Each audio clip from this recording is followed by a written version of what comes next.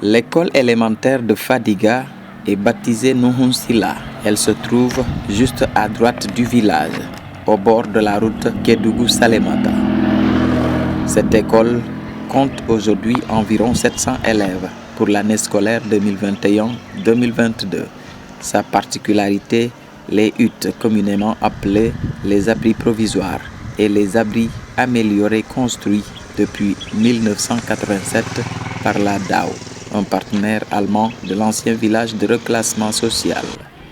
Beaucoup d'insécurité notées dans ces abris par les élèves et les enseignants. À cela s'ajoute le manque criard de table-banc. Je m'appelle Ousmane Chisson. On est dans un abri. Ici, c'est pas bon. On est collé. Les autres tombent. Les enfants font des caca ici. Les enseignants sont de vrais citoyens, acceptant de travailler dans des conditions très difficiles. Madame Aïdara Khoudjalaï enseigne la classe de CPB dans un abri provisoire. Je suis Madame Aïdara, enseignante en classe de CP. On est dans un abri. Voilà. Il n'y a pas assez de tables, c'est pas sûr.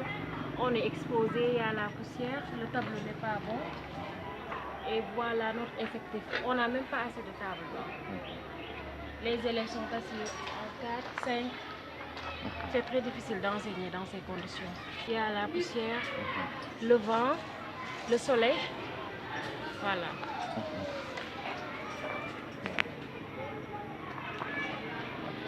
Je n'ai même pas de bureau. Monsieur Bouradiallo a fait 13 ans cette année dans cette école. Il a la classe de CIA, aussi dans un abri. Vous savez, dans les abris, ce n'est pas facile. Donc nous sommes confrontés à un problème d'insécurité, à un problème de santé même avec la poussière. L'insécurité, vous savez, dans une classe, il faudra afficher, mettre les affichages réglementaires. Mais malheureusement, avec les abris, on ne peut pas afficher. Il faut chaque fois transporter. Et parfois même, on trouve que des gosses ont cassé nos tables. Parfois même, il y a des abris qui sont menacés. Vraiment, il n'y a pas de sécurité dans les abris provisoires. Moi, je voudrais vraiment lancer un appel à tous les acteurs qui peuvent nous aider vraiment à éradiquer ces abris pour qu'il y ait vraiment un enseignement de qualité. L'école de Fadiga a cette année un nouveau directeur. Il se nomme Monsieur Idrissa Ba. Son souhait, c'est d'améliorer les conditions difficiles des élèves et de l'école avec l'aide de bonne volonté et de l'État du Sénégal. Cette école compte 12 classes qui sont réparties comme si CIA, CIB, CPA, B, C1A, B aussi, C2A et B, CM1A et B, CM2A et B. Donc du coup, nous avons presque un total de 700 élèves qui sont dans ces classes. Mais si vous voyez le décor qui se trouve derrière moi, en réalité, nous n'avons que 6 classes construites. Et nous avons bénéficié de la construction de 2 classes. Donc du coup, nous fonctionnons toujours dans les abris provisoires, ce qui crée énormément de problèmes. Pourquoi? Parce que figurez-vous, pour une classe de 70 élèves ou bien de 80 élèves, nous avons beaucoup de difficultés. C'est-à-dire, un problème de table-banc.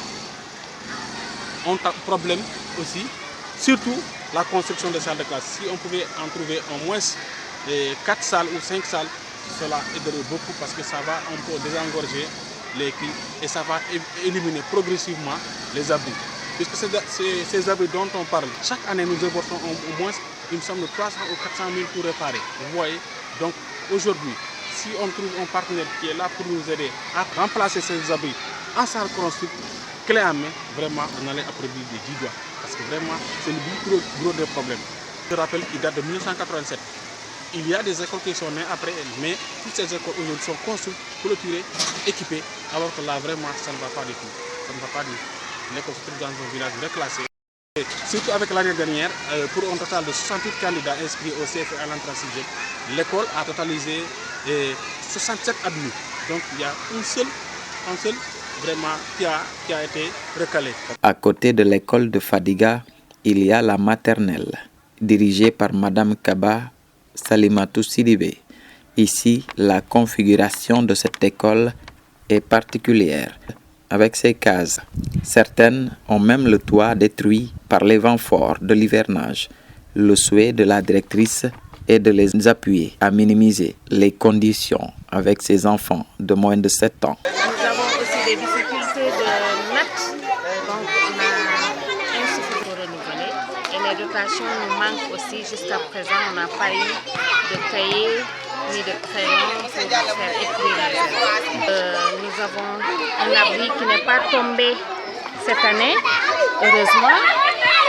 Et celui qui est totalement délabré, il est là en réfection.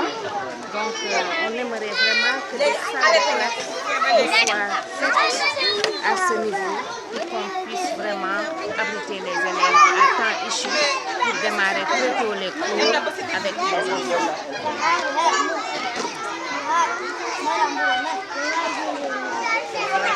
On n'a pas aussi de jeux. On n'a qu'un seul balançoire ici qui est disponible pour tout le pléthore d'élèves que nous avons. Donc c'est pas intéressant.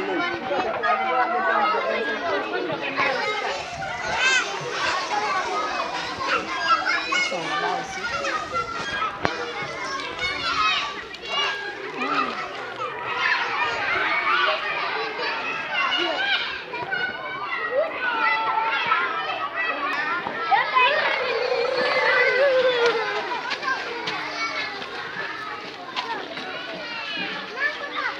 Ici, ça ne marche pas, hein. Le tournant ne marche plus.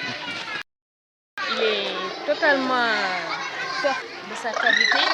Donc, les enfants, ils jouent comme ça parce qu'ils ne savent pas comment faire avec le matériel qu'il y a ici. Et ils vont un peu à grimper sans balançoire. Et nous aimerions vraiment avoir des balançoires au niveau de ça. L'intérieur. La natte, le toit.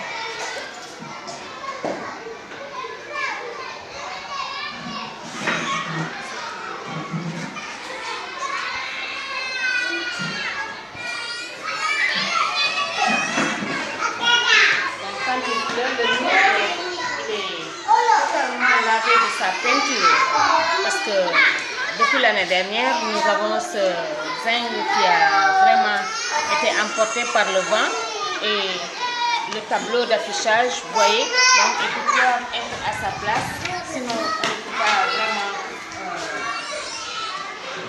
lire ce qu'il y a à lire. On a sous le soleil, et quand il y a du vent, ça soulève les papiers et donc c'est vraiment défectueux.